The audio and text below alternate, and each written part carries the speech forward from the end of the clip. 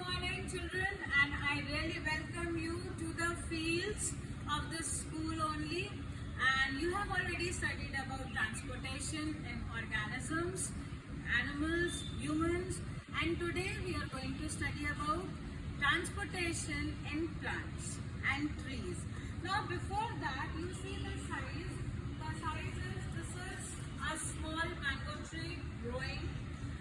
We can say that these are small herbs, there is grass, and this is a huge tree. There are many huge trees.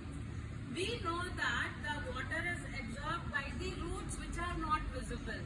I can unplug something or I can uproot a plant and show you, but no need, let them grow, right? So we know that the roots are under the soil and the food is prepared by the leaves. Food needs to go under the soil to the roots, and roots need to absorb the water, and it has to reach to the top of the tree. So how does it happen? Let's study that today. So I am back from the field to the class, children, and let us study more about the transportation in plants. You know that gaseous exchange takes place through stomata. This is very clear to you, carbon dioxide and oxygen. So stomatas are the windows on the leaves. But the point is that, I showed you such huge trees. And how do the top of the tree, the leaf at the top of the tree receives water? The xylem, yes, you are right, the xylem tissue is there, you are absolutely correct. But how does it take place? So let us understand this. Two words are there, transportation and translocation. Xylem transports water and mineral from the soil, the roots take it up and give it to the top of the tree. Phloem, the leaves prepare the food. Food is in the form of sucrose and it goes up and down both the directions. So phloem does this function. Right? This is your previous information. So let us have a recap for that. You know it, transportation. Let us see it in xylem. So xylem works in two ways. The first one is root pressure और turgor pressure.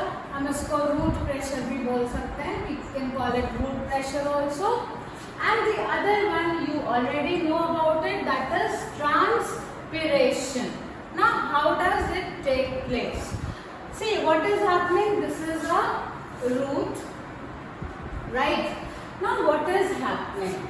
The water molecules are here. Now where is the point? It has water molecules. Now let us see, here is the ATPs. Plants also use the energy currency, the ATPs, and how is it utilized? What is happening? That energy is used here to absorb the mineral ions, right? Energy is used here to absorb the mineral ions, right?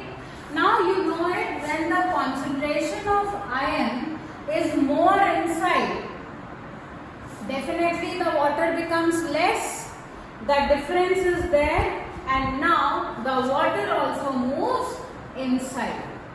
So here the energy is active transport. This is called active transport. Here the energy is utilized for the movement of ions. More of the ions inside solute, less here, less of the solvent inside, the water will go from higher concentration to lower concentration. So this is called the root pressure. But this much is sufficient for small plants, herbs, grasses, etc. Right? What about the trees which are so tall, multi-storied, the height is there, right? I can switch to Hindi. but nevertheless now you'll be able to understand English completely. So what happens in that case? Let us see. Suppose this is a tree, right? And these are the roots inside. Now what happens? Their cells are interconnected, right? The cells are interconnected with each other.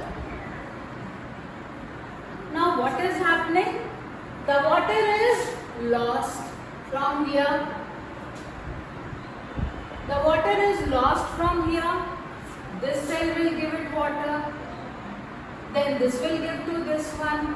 So, like the way you drink cold drink with the help of a straw, a pipe is built. Or if you take out petrol from one pipe to another, you suck it, isn't it? So that suction pull is there, and that suction pull helps the water to. This phenomena is known as ascent of sap, right? So this is transpiration. Water loss is continuously taking place from the top, and water is continuously moving from the roots to the tree, right? Now next, one very important thing, water is moved only in one direction, from the soil to the top of the tree. On the other hand, imagine the food is synthesized here by the leaves. There are some fruits which are here. There are the roots which are here. So in phloem, the movement of the food, which is known as translocation, is in both the direction. So this is bidirectional. This is bidirectional, and this is uni. Uni means one, right? So this is unidirectional. Water is transported in one direction only, and this is bidirectional. The food can be translocated in any of the directions, right? So ATP is utilized here. Now let us see the phloem. See, suppose this is a tree. This is a tree, and these are the leaves. Okay, this is the leaf. It has prepared the food. The food has to reach in this region. So what will happen? What will happen? Again, the ATP, active transport, will take place, and because of that, here xylem is also there. Xylem will take all the water. Solute of concentration is more here, less here. So definitely the food which is in the form of sucrose will move from the higher concentration to the lower concentration. Again, one active transport is taking place here in the same format. More solute here, more solute here, less here. Of course, it will diffuse to the required region, right? So basically, movement of the phloem, translocation takes place more into the roots which store food, so that when the new fruit is coming up, new flower is coming up, energy is stored there, and it can be moved from the storage house to the required place, right? So this is all about the translocation and transportation of water and food in the plants. Read the chapter, and if you don't understand anything, please ask me in the comment section.